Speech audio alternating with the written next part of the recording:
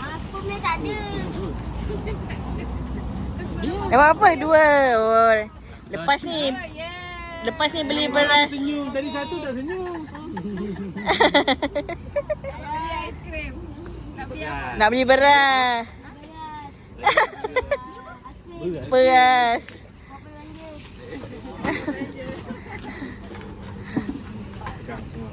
So, ada berapa dah tu? 20. 20.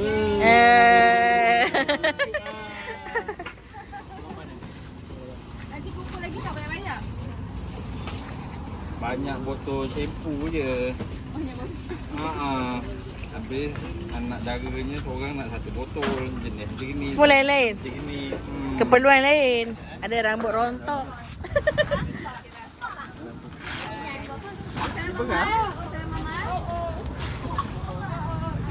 Dapat buah je nak salam dia.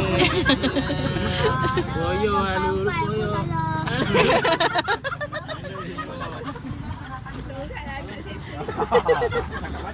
Campur-campur lah.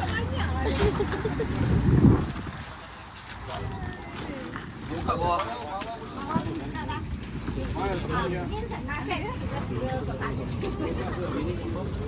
Yang ni dia letak semua sampah dalam ni. Campur.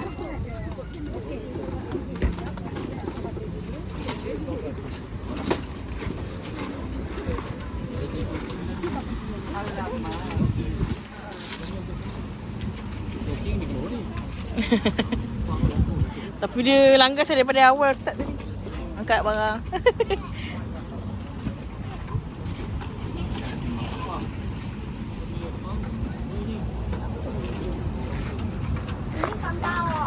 Dalam tu sampah. Tapi nanti siapa pula? Abang Zul, kita tolak separuh je. Masuk je. Ni orang yang sama kan?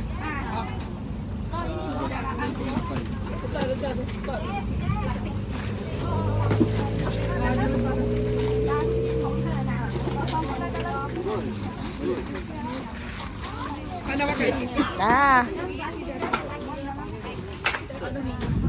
Wah, ada Yanet Plus. Rehydrate. Nah, Yanet Plus.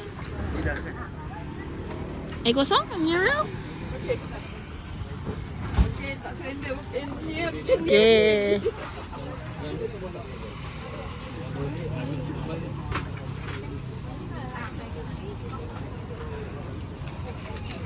Okay, minyak masak tu kita dapat kumpul setakat pukul 11 pagi ni. Lagi sejam lagi sebelum habis program.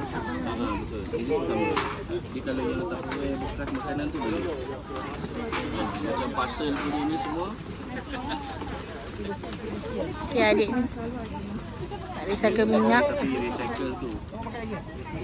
Pam sekali.